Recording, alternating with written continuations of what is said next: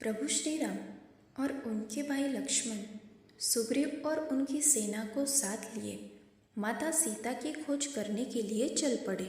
माता सीता की खोज करते करते वे सभी समुद्र तट पर पहुंच गए। वहां उन्होंने देखा कि दूर दूर तक सिर्फ समुद्र ही नजर आ रहा है। ऐसे में माता सीता की खोज कैसे होगी? तभी हनुमान जी ने भगवान श्री राम से कहा, हे प्रभु, मुझे भगवान ब्रह्मा द्वारा कुछ शक्तियाँ प्राप्त हुई है, जिससे मैं हवाई रास्ते से समुद्र की दूसरी ओर जा सकता हूँ और माता सीता का पता लगाकर आ सकता हूँ। तब श्री राम ने हनुमान को अपनी एक अंगूठी देते हुए कहा कि हनुमान, यह अंगूठी सीता को दे देना और उनसे कहना कि वे जल्द ही लंका पहुँच जाएंगे और उन्हें रावण के बंधन से मुक्त करा देंगे। यह कहकर श्री राम ने हनुमान जी को लंका जाने की आज्ञा दी और वे लंका की ओर चल दिए। हनुमान जी लंका पहुंचकर माता सीता की तलाश करने लगे और तलाश करते करते वे अशोक वाटिका पहुंचे। वहां उन्होंने देखा कि माता सीता एक पेड़ के नीचे बैठी श्री राम से मिलने के लिए दुखी है। यह देखकर हनुमान जी माता सीता के पास गए और उन्हें श्री राम के बारे में बताया।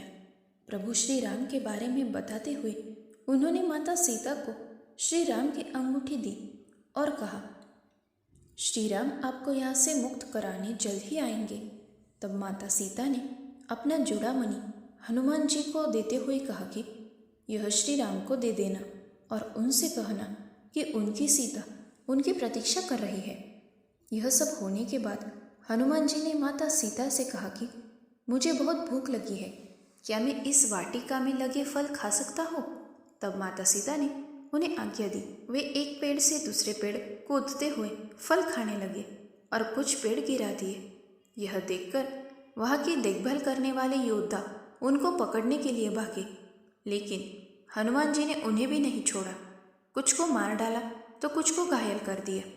इस तरह उन्होंने पूरी अशोक वाटिका उजाड़ दी। जब यह खबर लंकापति रावण के पास पहुंची, तब उन्होंने अपने बहुत से योद्धाओं को उस वानर का वध करने के लिए भेजा, लेकिन हनुमान जी ने सभी योद्धाओं को बहुत ही आसानी से मार डाला, कुछ योद्धाओं को घायल कर दिया। यह सब सुनते ही रावण बहुत क्रोधित हुआ और उसने अपने पुत्र अक्षय कुमार को हनुमान का वध करने के लिए भेजा, किंतु हनुमान जी ने उनके पुत्र अक्षय कुमार को भी नहीं छोड़ा और उसका भी वध कर दिया। रावण अपने पुत्र के वध की सूचना सुनते हुए और भी ज्यादा क्रोधित हो गया और उसने अपने दूसरे पुत्र इंद्रजीत को उस वानर को जिंदा पकड़कर सभा में लाने का आदेश दिया। हनुमान जी ने इंद्रजीत को देखा तो वे समझ गए कि इस बार बहुत ही भयंकर योद्धा आया है। वे उनसे युद्ध करने लगे। हनुमान जी ने एक पेड़ उखाड़कर उनकी तरफ फेंका और वे कुछ समय के लिए बेहोश हो गए। फिर होश में आते ही उन्होंने हनुमान से युद्ध जारी रखा। इसके बाद इंद्रजीत ने ब्रह्मास्त्र का प्रयोग किया। तब यह देखकर हनुमान जी ने सोचा कि वे इसका सामना नहीं कर पाएंगे। तब उन्हें ब्रह्मास्त्र लगते ही वे पेड़ से नीचे गिर गए। इंद्रजीत ने हनुमान को नागपाश शक्ति से बांध दिया और सभा में ले गए। हनुमान को सभा में लाने के बाद उनकी मुलाकात रावण से हुई। रावण को देखकर हनुमान ने उसे बहुत ही अपशब्द कहे और वे हंस पड़े। यह देखकर रावण को गुस्सा आया और उसने हनुमान से कहा कि तुम कौन हो? तुम्हें अपनी मृत्यु से डर नहीं लगता?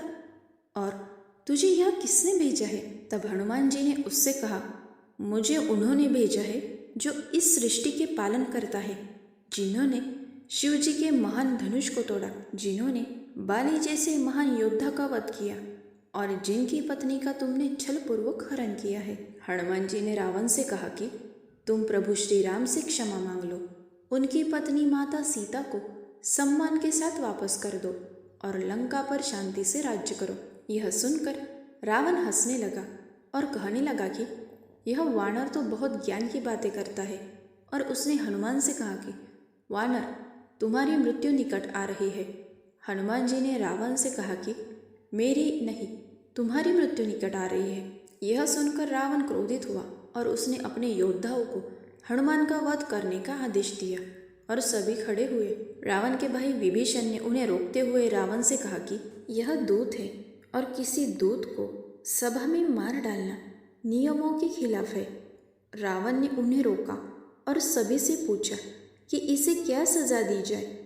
उनमें से एक योद्धा ने कहा कि वानरों को अपनी पूंछ बहुत प्यारी होती है, क्यों न इसकी पूंछ में कपड़ा लपेटकर तेल डालकर आग लगा दी जाए। रावण ने हनुमान की पूंछ पर आग लगाने का आदेश दिया। हनुमान की पूंछ पर कपड़ा लपेटा जाने लगा, किंतु उनकी पूंछ लंबी होती जा रही थी। राज्य का सारा तेल और कपड़ा उनकी पूंछ में ही लग गया। फिर जैसे तैसे उनकी पूंछ में आग लगा दी और उन्हें छोड़ दिया। हनुमान जी की पूंछ में आग लगते ही उन्होंने एक महल से दूसरे महल कूदते हुए पूरी लंका में आग लगा दी। सिर्फ एक विभीषण का महल छोड़कर उन्होंने पूरी लंका को जला डाला, जिससे पूरा नगर जलकर राख हो गया। फिर उन्होंने समुद्र में जाकर अपनी पूंछ की आग बुझाई और वापस लौट आए। इस तरह लंका दहन की कहानी समाप्त हो गई।